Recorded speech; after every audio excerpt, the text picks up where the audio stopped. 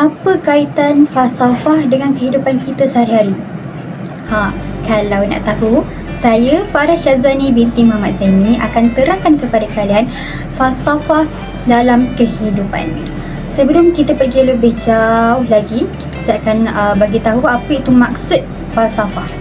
Falsafah ni dia adalah kecintaan terhadap kearifan atau kita sebut sebagai love of wisdom. Dia ada banyak aliran yang berbeza dalam nak tarifkan ilmu falsafah ni. Perkataan love of wisdom tu sendiri dia dah menunjukkan kepada suatu kebahagiaan, di mana suatu kebahagiaan tu boleh dicapai dengan baik. Menurut Profesor Hazim Shah, pensyarah daripada UUM, beliau menyatakan bahawa falsafah ni dia bukan hanya pada suatu ilmu ataupun bentuk pemikiran, tapi dia mempunyai kesan dan hasil terhadap kehidupan itu sendiri. Jadi fokus falsafah tu dia adalah insan dan kemanusiaan itu sendiri. Tapi falsafah ni dia lebih memberi penekanan daripada manusia kepada alam tabi'i atau kita sebut sebagai natural philosophy.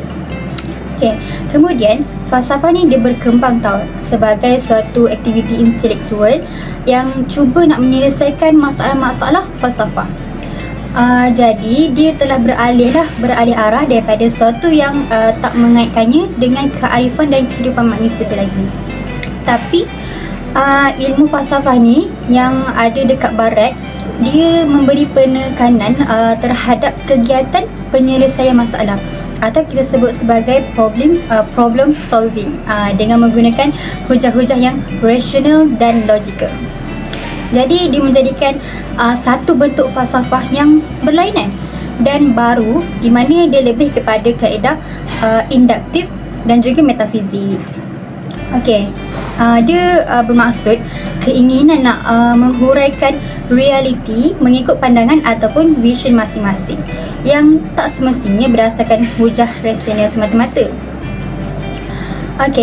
Falsafah ni dia boleh dibahagikan kepada dua bahagian yang utama, iaitu falsafah teoretikal dan juga falsafah praktikal. Kita pergi kepada satu-satu, iaitu yang pertama adalah falsafah teoretikal.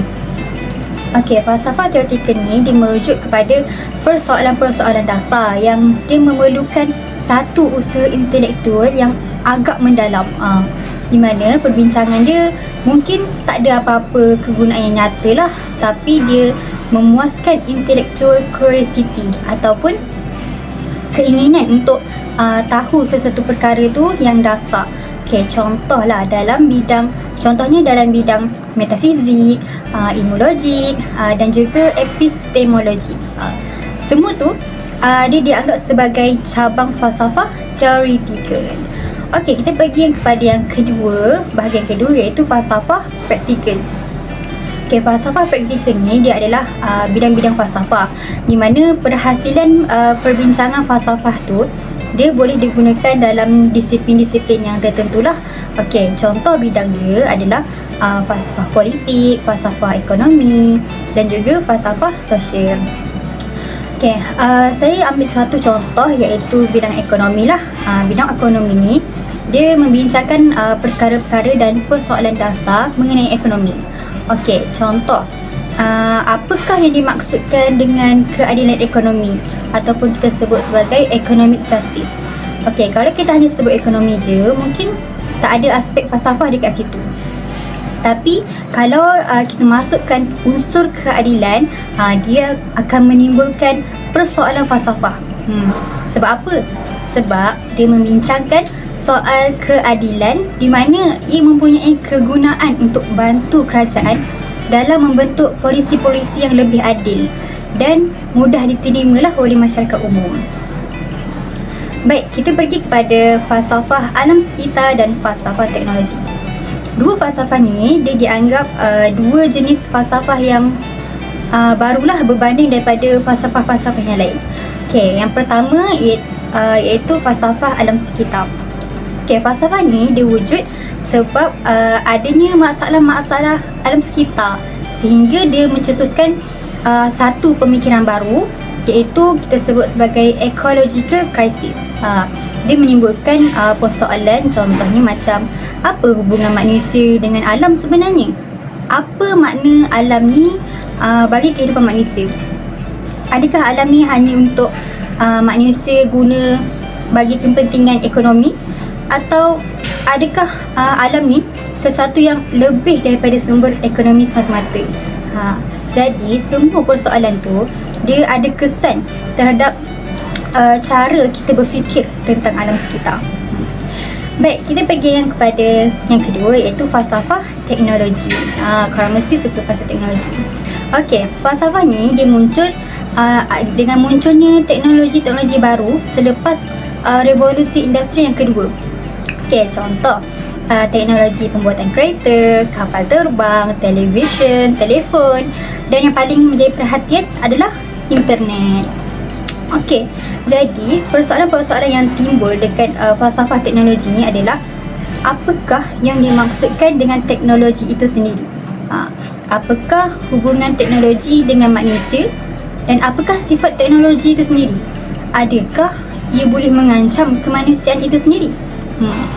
Jadi dia ada kesan yang mendalam terhadap manusia dan kemanusiaan itu sendiri. Baik, kita teruskan kepada falsafah-falsafah yang bukan barat.